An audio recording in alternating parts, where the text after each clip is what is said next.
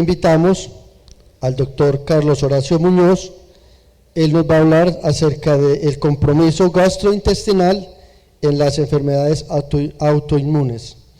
El doctor Carlos Horacio es médico internista, reumatólogo de la Universidad de Antioquia, reumatólogo de adultos del Hospital Universitario San Vicente Fundación y docente de reumatología de la Universidad de Antioquia. Bienvenido.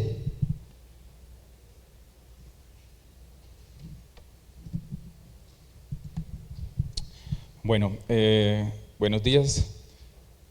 Lo primero es agradecer por la invitación a la doctora Diana Varela a revisar, digamos que una relación importante en nuestros pacientes con enfermedades reumatológicas, que son las manifestaciones gastrointestinales. Cuando uno piensa en la relación entre gastroenterología y reumatología, puede pensar en estos 4 escenarios clínicos. El primero es la asociación que tiene el microbioma y la microbiota intestinal con algunas enfermedades reumatológicas. Recuerden que dentro de la fisiopatología de diferentes enfermedades, la predisposición genética se suma a factores ambientales y a la alteración en esa flora gastrointestinal y facilita el desarrollo de las enfermedades reumatológicas. Y esto está claramente descrito en el espectro de las espondiloartritis, donde tenemos una alteración en esa flora intestinal con un fenómeno de disbiosis que interactúa con este sistema inmune del tracto gastrointestinal, que es bien importante y lleva finalmente a un proceso autoinflamatorio, autoinmune, que afecta las articulaciones. Pero adicionalmente las enfermedades, digamos, inflamatorias o autoinmunes intestinales, y específicamente la enfermedad inflamatoria intestinal, puede dar manifestaciones reumatológicas, y es así como las enfermedades inflamatorias intestinales dan compromiso del esqueleto axial con artritis, da artritis periférica y da entesitis. Pero el día de hoy lo que más nos interesa es las manifestaciones gastrointestinales de las enfermedades reumatológicas. Y para empezar a hablar sobre estas manifestaciones es muy importante recordar lo que es el sistema inmune entérico. Recordemos que el sistema nervioso, se divide en 2 grandes, el central y el periférico. En el central tenemos la parte sensitiva y la motora. Dentro de la motora tenemos aquel que facilita el movimiento esquelético y el autónomo, y dentro del autónomo tenemos el simpático, el parasimpático y el entérico. Y es que todo este sistema gastrointestinal tiene su propio sistema nervioso que facilita todas las funciones, además de unas aferencias del simpático y del 10º par craneal. Y tenemos cuerpos neuronales intratejido del tracto gastrointestinal en el plexo submucoso de Meissner, que facilita esos mecanismos de absorción y secreción en el tracto gastrointestinal. Pero adicionalmente tenemos otro plexo muy importante, que es el mioentérico de Auerbach, que está como en la mitad de esta capa muscular lisa circular interna y la capa de músculo longitudinal externa, que facilita fundamentalmente las funciones motoras en el tracto gastrointestinal. Y es que desde el año 2000 se viene hablando de un concepto que es la dismotilidad gastrointestinal autoinmune, que básicamente refleja esa alteración en la motilidad en todo el tracto gastrointestinal, que está mediado por fenómenos autoinmunes inicialmente descritos en cáncer, con fenómenos paraneoplásicos, pero adicionalmente en varias enfermedades reumatológicas. Y si vamos a hablar de tracto gastrointestinal en reumatología, la reina en ese compromiso es la esclerosis sistémica. Recuerden que es una enfermedad reumatológica autoinmune sistémica que tiene una afectación cutánea bien importante, que tenemos varias clasificaciones, pero tenemos pacientes que tienen un compromiso extenso, difuso de la piel, y tenemos adicionalmente pacientes que tienen un compromiso más limitado con mucha vasculopatía. Y dentro de las complicaciones de la esclerosis sistémica tenemos efectivamente el compromiso del tracto gastrointestinal. Y esto es lo que pasa fisiopatológicamente en este tejido. Partimos de este tejido normal y en esclerosis sistémica entonces se empieza a ver pérdida de esa vasculatura por la vasculopatía, tenemos infiltración en toda esta zona por células del sistema inmune, perdemos esta inervación neuronal porque se van perdiendo estas neuronas del plexo submucoso, pero especialmente las neuronas del plexo mioentérico. Y si yo no tengo esas neuronas y esos ganglios en el plexo mioentérico, pierdo la movilidad del tracto gastrointestinal, se me va fibrosando todo este tejido y se pierde el marcapasos funcional del tracto gastrointestinal, que son las células intersticiales de Cajal. Entonces, ese peristaltismo normal que tienen las personas sanas se va perdiendo en esclerosis sistémica. Y en las manifestaciones clínicas, entonces tenemos compromiso en la cavidad oral del 25 al 90%, con enfermedad periodontal, microstomía, pero lo más importante en esclerosis sistémica es el esófago. Más del 90% de los pacientes tienen alteración en la motilidad esofágica que puede llevar a complicaciones, en un menor porcentaje tienen dismotilidad gástrica, pero el intestino delgado y el intestino grueso también están afectados con algunas complicaciones graves como la neumatosis quística intestinal que vamos a ver, y fíjense ustedes que el compromiso anorrectal también es bien importante. Y una de las cosas que nunca se nos debe olvidar es que la esclerosis sistémica se asocia con hepatopatías autoinmunes, dando lo que clásicamente hemos conocido como el síndrome de Reynolds. Y resulta que tener manifestaciones gastrointestinales graves, que significan necesitar alimentación enteral o parenteral, aumenta de forma muy considerable la mortalidad de los pacientes. Fíjense ustedes la curva de supervivencia, cómo cae cuando hay una manifestación gastrointestinal grave. Y los pacientes con esclerosis sistémica que más tienen compromiso gastrointestinal grave son los hombres que tienen compromiso muscular demostrado y que tienen síntomas secos. Entonces, en ese subgrupo hay que ser muy cuidadosos en la evaluación. Empezando con la boca, los pacientes recuerden que tienen los labios pequeños, empiezan a tener limitación para abrir la boca, puede haber serostomía por la propia esclerosis sistémica o por un síndrome de Sjögren superpuesto, pueden tener disfagia y daño de las ATMs que vamos a ver. En el esófago, recuerden que el esófago esclerodérmico clásico es un esófago que no se mueve, que tiene aperistalsis con hipotonía del esfínter esofágico inferior, pero podemos tener una motilidad esofágica inefectiva. Y en estómago también tenemos dimotilidad, pero también tenemos dilataciones vasculares, con lo que se ha llamado clásicamente el GABE, que son las ectasias vasculares antrales. Y este es el fenotipo característico de un paciente con esclerosis sistémica y microstomía. Y fíjense ustedes esto, qué interesante.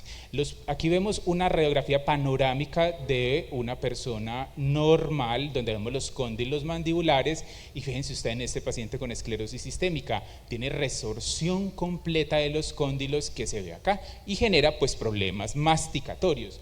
Pero una cosa bien interesante en la afectación de cavidad oral en estos pacientes es que aumenta el riesgo de cáncer de cavidad oral y faringe, como se ha demostrado en estos estudios, donde estos pacientes tienen aumento o unas tasas de incidencia estandarizadas pues mayor de cáncer, y específicamente de cáncer de cavidad oral y faringe, y se han descrito aumentos muy significativos del cáncer de lengua. Entonces, ojo con la boca de los pacientes con esclerosis sistémica.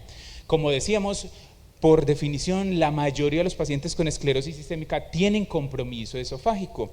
Los estudios que se han hecho en esclerosis sistémica para determinar la alteración en la motilidad no incluyen la clasificación de Chicago en la versión 4.0, que es la más reciente, sino en la 3.0 del 2015. Y esto es lo que podemos llegar a encontrar. Podemos ver en la manometría de alta definición como no se nos mueve ese esófago y no hay contracciones, o hay contracciones inefectivas, muy débiles, o solo se contrae una parte de ese esófago. Y recuerden que el esófago inicia en la parte cervical y es simplemente una extensión tubular de este tejido muscular estriado esquelético, y que posteriormente los 2/3 inferiores son de músculo liso. Y miren estos patrones en este estudio. Entonces tenemos aperistalsis e hipotonía del esfínter esofágico inferior o una motilidad esofágica inefectiva con solo unas contracciones aisladas en ese esófago que son bien frecuentes en nuestros pacientes. Y una cosa interesante es que tener aperistalsis se asocia con peores desenlaces como la esofagitis erosiva, las estenosis pépticas, más que los movimientos inefectivos de ese esófago. Entonces, entre menos se mueva, probablemente va a tener más complicaciones en el esófago.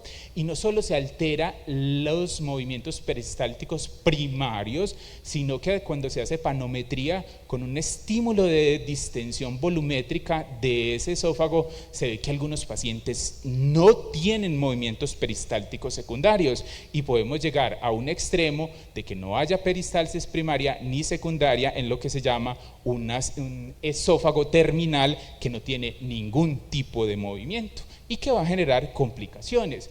¿Cuáles complicaciones? Pues enfermedad por reflujo gastroesofágico, la esofagitis por reflujo, estenosis péptica, lesiones premalignas como el Barrett, que está descrito en hasta el 16% de estos pacientes, y ojo con el Barrett en esclerosis sistémica.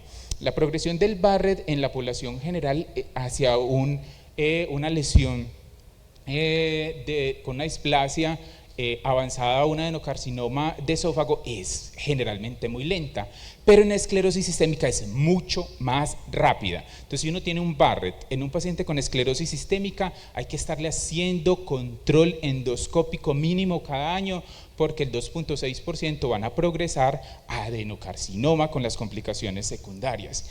Y siempre, aprovechando que está el neumólogo, hemos tenido la duda de si el compromiso esofágico en esclerosis sistémica tiene un impacto en la enfermedad pulmonar, en esta enfermedad, y para eso existen múltiples estudios y les traigo esto. Hay algunas experiencias tempranas como esta del grupo italiano, donde ellos encontraron que un esófago en la tomografía con un diámetro por encima de 11 milímetros se asociaba con un descenso de la LDCO y un aumento en la cantidad de enfermedad pulmonar intersticial, medido en este caso por el score de Ward. Pero en estudios posteriores, como este, que es el Scleroderma Lung Study 2, que es muy importante para nosotros en esclerosis sistémica, pues se vio que realmente cuando se medía el diámetro esofágico mayor o el área esofágica máxima, no se correlacionaba con la gravedad de la enfermedad pulmonar intersticial, la capacidad vital forzada, la LCO, la cantidad de intersticio o la cantidad de fibrosis. Y estudios poblacionales muy grandes en Australia y en Alemania han visto que ciertas intervenciones, al usted disminuir el pH gástrico y por ende impactar en el reflujo ácido en estos pacientes, parece que disminuyen la mortalidad global de esos pacientes. Entonces, ¿qué podemos concluir?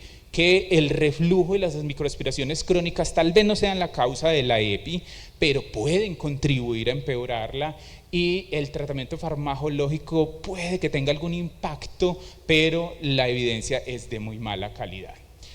Respecto al estómago, tenemos gastroparesia, en este estudio está en el 35%, y cuando se mueve mal el estómago, usualmente se mueve mal el esófago, el intestino delgado y el colon.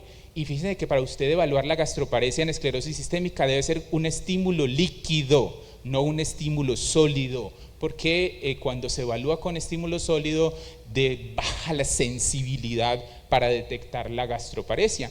Y en este estudio de tránsito intestinal completo por gamografía, el 23% tenían alteración cuando era estímulo líquido versus cuando era una carga sólida.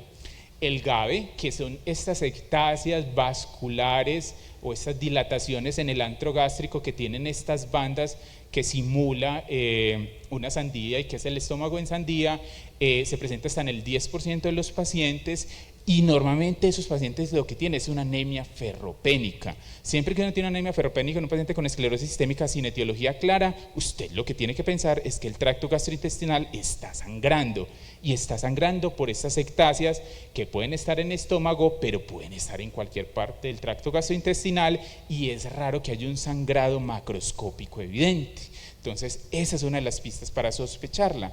En el intestino bajo tenemos alteraciones en la motilidad, y esas alteraciones en la motilidad, cuando el intestino delgado no se mueve bien, no impulsa bien, facilita el sobrecrecimiento bacteriano que vamos a ver.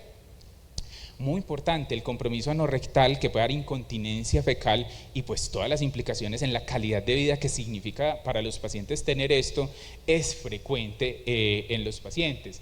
Entonces podemos tener alteraciones en la motilidad del intestino delgado hasta en el 14% de los casos y podemos tener cuadros francos de pseudoobstrucción en el 5 a 6% de los casos que se asocian a tener compromiso muscular, cardíaco y ser hombre. Entonces fíjense que en esclerosis sistémica ser hombre es malo para el tracto gastrointestinal. En esta revisión sistemática donde se evalúa el sobrecrecimiento de bacterias en el intestino delgado, que incluyó 700 pacientes, se vio que estaba presente en un 34% de los pacientes con esclerosis sistémica. Y tener esclerosis sistémica aumenta 12.5 veces el riesgo de que esas bacterias crezcan y sobrecrezcan en el intestino delgado y den síntomas en los pacientes. ¿Y cómo evaluar entonces el sobrecrecimiento bacteriano en ellos? La prueba que debemos utilizar es un test de aliento para evaluar la producción de hidrógeno luego de una carga de lactulosa que tiene un mucho mejor rendimiento que al dar una carga de glucosa o al ser cultivo de una muestra de aspirado yeyunal. Entonces este es el estudio de elección, pero muchas veces por el cuadro clínico damos tratamiento antibiótico empírico sin hacer la prueba confirmatoria. El colon también tiene alteración en la motilidad y se asocia con alteración, con dilataciones, con telangiectasias. Y en este estudio fue llamativo que cuando se dejaba mover el colon podía estar solo la alteración en la motilidad del intestino grueso sin compromiso de otras partes del tracto gastrointestinal, y miren que es relativamente frecuente. Esta es una complicación muy grave que no es única en la esclerosis sistémica, puede estar presente en otras enfermedades reumatológicas, en otras condiciones clínicas y en la neumatosis quística intestinal. Entonces lo que tenemos es la presencia de aire en la pared del intestino, que en esta revisión de más de 1.600 pacientes la etiología más frecuente era la obstrucción intestinal, pero hay un grupo del 4% que incluyen otras enfermedades, incluyendo la esclerosis sistémica. Esto mata a los pacientes porque esto se puede perforar, puede haber compromiso de cavidad abdominal infecciosa y es una complicación grave. Y el compromiso anorrectal, que es bastante frecuente, hay una alteración por pérdida de la inervación del esfínter esofágico, del esfínter anal interno y externo, hay daño de esos esfínteres, hay atrofias y esto se traduce en incontinencia fecal. Y insisto, pues esto para los pacientes, esto deteriora de forma muy considerable la calidad de vida. Si dejamos aparte, digamos, el tracto gastrointestinal propiamente dicho, recordemos el hígado, que podemos tener hepatopatías autoinmunes o colangiopatías autoinmunes asociadas, y entonces la colangitis biliar primaria se presenta en 1 a 3% de los pacientes con esclerosis sistémica. Y la esclerosis sistémica se presenta en 2 a 12% de los pacientes con colangitis biliar primaria. Entonces, si tienen un paciente con esclerosis sistémica, con la fosfatasa alcalina muy elevada, piensen que tiene una colangitis biliar primaria. Y si tiene un paciente con esclerosis sistémica con mucho prurito, piensen que tiene una colangitis biliar primaria. Pasando a la segunda enfermedad muy relevante en tracto gastrointestinal, pues nos vamos al lupus eritematoso sistémico, que recuerden que es una enfermedad autoinmune sistémica compleja que afecta potencialmente cualquier órgano, y aquí la fisiopatología cambia. En esclerosis sistémica teníamos mucho daño, mucha alteración en la motilidad gastrointestinal, que también se puede presentar en lupus, pero aquí los fenómenos vasculíticos mesentéricos son predominantes en la fisiopatología. Y es que en esta enfermedad la presencia de complejos inmunes es fundamental en la fisiopatología, que se depositan en los medianos y pequeños vasos que van a irrigar el tracto gastrointestinal y van a dar síntomas secundarios a la isquemia, y podemos tener compromiso de los vasos de la subserosa, de los vasos sanguíneos de las capas musculares o de los vasos sanguíneos de la capa submucosa, y esto que da perforación, infarto, hemorragia y ulceración en el tracto gastrointestinal. En lupus es muy importante la boca, porque en su mente siempre todos tenemos en nuestras mentes las úlceras orales, Pero adicionalmente hay otras manifestaciones, entonces úlceras orales hasta en el 52%. Puede haber compromiso esofágico que genere reflujo, el compromiso gástrico no hay una frecuencia determinada en la literatura que vamos a ver, y el compromiso intestinal acá es muy heterogéneo. No es tanto simplemente la alteración de la motilidad que puede estar, pero yo puedo tener enteropatía perdedora de proteínas, pseudoobstrucción, enteritis lúpica, que es básicamente una vasculitis, serositis. El compromiso del colon es mucho menos frecuente, pero aquí adicionalmente comprometo el páncreas y el hígado. En la boca, entonces, úlceras orales, lo más importante, podemos tener superposición con el Sjögren y dar muchos síntomas secos, y el compromiso en esófago y en estómago. Cuando se revisa en este artículo, que es una revisión sistemática de las manifestaciones orales en lupus, fíjense ustedes, el lupus puede ver varias cosas en la boca, pero lo que principalmente da son úlceras. ¿Y cómo son las úlceras? No es lo que siempre recordamos de las úlceras en paladar, no dolorosas, eso puede ser y eso es frecuente, pero no solo es paladar, se pueden presentar estas típicas acá o en otras localizaciones. Este paciente tenía uno en el triángulo retromolar, en la lengua, pueden llegar a ser dolorosas, y también tenemos compromiso por lupus agudo y crónico en los labios. Aquí tenemos un lupus discoide ya cicatrizado en los labios, entonces tenemos muchas manifestaciones en la boca. Leer sobre esófago y lupus es estar en un terreno sin evidencia, porque los estudios son una grosería. El compromiso del estómago entonces va desde la enfermedad acidopéptica, las úlceras, la dismotilidad y la vasculitis. Yo puedo tener vasculitis que afecte el intestino, pero también que afecte el estómago. Y en el intestino pues es bien interesante todo lo que puede pasar.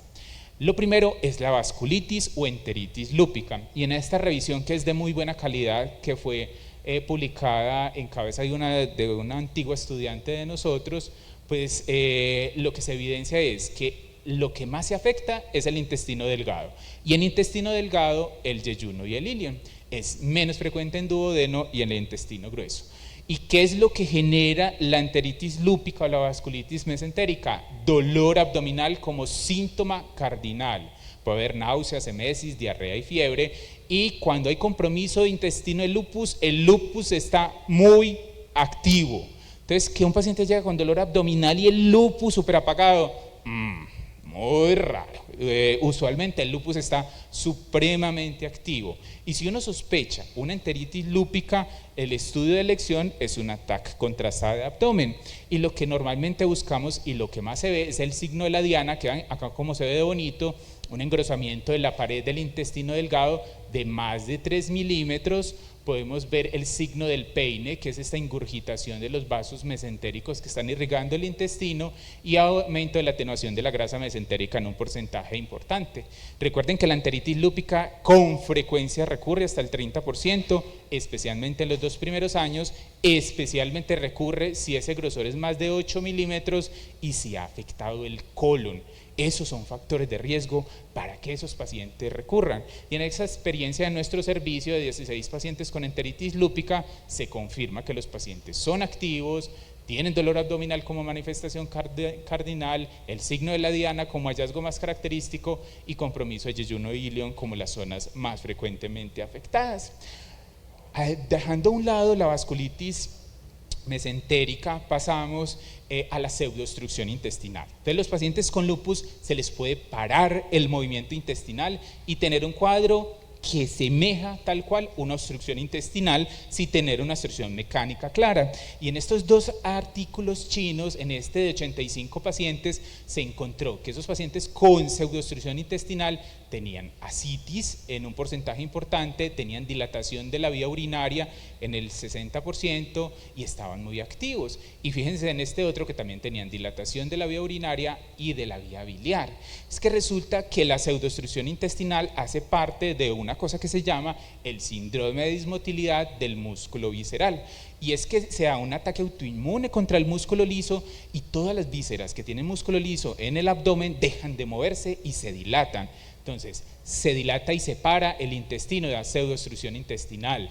da dilatación de la vía urinaria con hidroureteronefrosis, da dilatación de la vía biliar con megacolédoco y menos frecuentemente dilatación de la vía pancreática. Y si a uno se le dilata la vía urinaria y la vía biliar, tiene mayor riesgo de morirse. Si ustedes sospechan que su paciente tiene este síndrome o una pseudoobstrucción intestinal por lupus, eso es una urgencia. Y es una urgencia porque hay una ventana de oportunidad para tratar estos pacientes. Si no se tratan a tiempo, se daña el músculo liso, ese tracto nunca se vuelve a mover. Y nunca se vuelve a mover, es que tenemos pacientes que le hemos tenido que hacer trasplante de intestino o se han muerto por esta complicación. Entonces se inicia tratamiento temprano y eso revierte, pero ahí el tiempo es fundamental.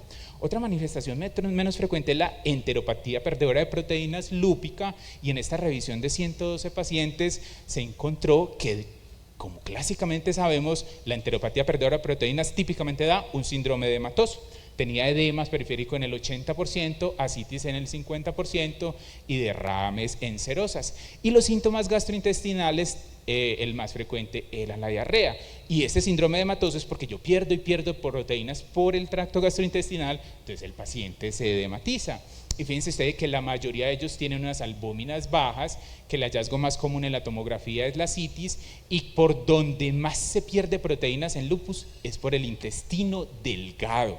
Entonces, un paciente con una hipoalbuminemia, edematizado, pero usted no le encuentra ni compromiso hepático cardíaco ni renal, ojo que puede ser el intestino el que esté explicando el síndrome edematoso.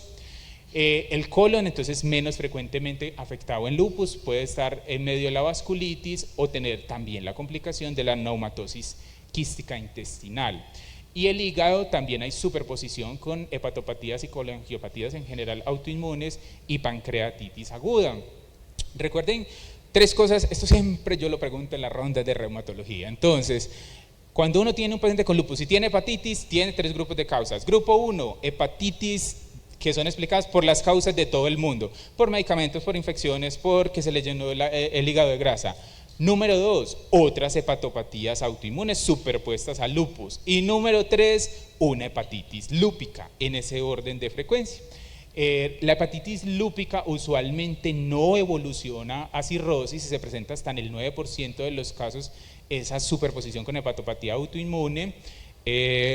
Y con respecto a la pancreatitis, en esta gran revisión rumana de pacientes se encontró que el síntoma cardinal obviamente de la pancreatitis aguda era el dolor, pero el problema es que los pacientes con pancreatitis por lupus se mueren porque tienen un lupus supremamente activo. Entonces, si el abdomen tiene síntomas por actividad del lupus, el lupus está prendido. Nuevamente nos lo muestra esta revisión de pancreatitis. Y nos vamos al mejor tema de la reumatología, que son las vasculitis. Entonces, las vasculitis, tenemos un gran grupo de enfermedades que incluyen estos 4 enfermedades. Recuerden que en la fisiopatología de las de grandes vasos hay una inflamación granulomatosa de esas grandes arterias, y en las de mediano y pequeños vasos hay vasculopatía necrosante. Existen varias vasculitis que afectan el tracto gastrointestinal, la poliarteritis nodosa, las vasculitis de pequeños vasos, la ANCA, la CRIO y la IgA, pero la reina en compromiso gastrointestinal es el síndrome de Behçet. Las vasculitis dan síntomas porque el paciente se inflama sistémicamente, porque se inflama localmente o porque da isquemia. Y aquí la isquemia es bien importante. Y el síndrome de Behçet, que es una vasculitis infrecuente en Colombia, pues da muchas manifestaciones en tracto gastrointestinal. Fíjense ustedes que las úlceras orales hasta en el 98%, y la frecuencia de compromiso gastrointestinal en el mundo es variable. Y cuando uno revisa esa frecuencia en los diferentes países, en los artículos, hay zonas de alta frecuencia de compromiso gastrointestinal en lupus del 40 al 60%, como en el Reino Unido y en Japón. Pero Colombia está en una frecuencia intermedia de compromiso gastrointestinal del 10 al 30%, como se pudo observar en esta revisión, donde se encontró que el 17% de los pacientes con Behçet en Latinoamérica tienen compromiso gastrointestinal. Y en Behçet definitivamente lo más importante son las úlceras orales, pero podemos tener úlceras en todo el tracto gastrointestinal, en esófago, en intestino. Podemos tener Budd-Chiari por trombosis de las grandes venas, que vamos a ver. ¿Cómo son las úlceras de Behçet? Son 3 tipos. Las más frecuentes son las úlceras menores, que son menores de 1 centímetro, miren, 80-85%. Aquí está muy bonita ejemplificada, usualmente se curan en 1 o 2 semanas, con o sin tratamiento y no dejan cicatriz. Las úlceras mayores, más de 1 centímetro, 10-15%, se demoran hasta 6 semanas en curar, pueden dejar cicatriz y todas son intensamente dolorosas. Y las úlceras herpetiformes, que son múltiples úlceras de 10 hasta 100, de 1 a 3 milímetros, también se resuelven en 1 a 3 semanas sin dejar cicatriz. Y una cosa para diferenciar estas úlceras del síndrome aftoso recurrente, que es muy difícil, entre más zonas tenga usted afectada en la boca y entre más grandes sean las úlceras, es más probable que sea Behçet y no otra causa del síndrome aftoso recurrente, y eso es importante. Y si el paciente dice que se traumatiza y ahí le sale la úlcera, ojo que es una señal de alarma para Behçet. Diferenciar Behçet con compromiso gastrointestinal de enfermedad de Crohn es supremamente difícil, porque tienen manifestaciones muy parecidas, dan úlceras orales, uveitis, eritema nodoso, artritis, acroleitis y todo el compromiso ulceroso gastrointestinal. Pero yo traté de revisar la literatura y hacer esta imagen para tener, digamos, algunos hallazgos que le permitan a uno diferenciarlo. Entonces, en este lado tenemos el Behçet gastrointestinal y en este lado la enfermedad de Crohn. Entonces, el tener manifestaciones extraintestinales es más frecuente en Behçet, que es una enfermedad más sistémica. Entonces, tenemos las úlceras orales, pero también las genitales, uveitis en un mayor porcentaje, lesiones del piel más frecuentes y artritis más frecuente en Behçet. La enfermedad perianal, rarísima en Behçet, es más frecuente en Crohn. Las estenosis, fístulas, abscesos, más frecuentes en Crohn, muy raras en Behçet. Las úlceras endoscópicamente son diferentes. Las úlceras de Behçet usualmente son únicas, redondeadas u ovaladas o muy poquitas, menos de 5. En cambio, en el Crohn hay úlceras longitudinales, hay mayor número, puede haber un patrón empedrado. Las biopsias son diferentes, a veces digamos que el hallazgo histológico no es tan claro en las biopsias, y esto es muy importante, que yo vengo haciendo pues como mucha campaña de esto hace mucho tiempo, y es medir el grosor de las venas para usted apoyar el diagnóstico de síndrome de Behçet. Y esto se ha evaluado ya hace algunos años en el mundo, especialmente en Turquía, que es los que más saben de Behçet en el mundo. Y si yo tengo un grosor de la pared de la vena femoral común mayor a 0.5 milímetros, apoya mucho más Behçet que Crohn. Existen algunas experiencias con la inteligencia artificial que permiten, por las características de la úlcera, ver si es más probable un Behçet, un Crohn o una tuberculosis con un rendimiento aceptable.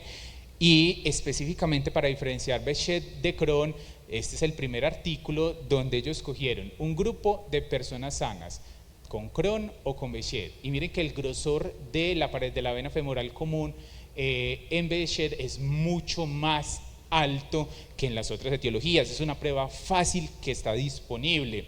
Y pues respecto a esto hemos estado haciendo una revisión de la literatura que ya está en proceso de publicación, esperamos que pronto esté disponible, donde se mide el grosor de las venas en diferentes localizaciones, pero ya estandarizamos dónde se debe medir en la vena femoral común y en la vena safena mayor para tener un mejor rendimiento y usarla como prueba diagnóstica en nuestros pacientes. La poliarteritis nodosa, las vasculitis ANCA, la vasculitis IgA también tienen compromiso gastrointestinal, que no vamos a hablar por el tiempo. Y finalmente recordar que el cuarto grupo de relación gastro-reuma es todos los efectos gastrointestinales que tienen los medicamentos que usamos en reumatología. Muchas gracias.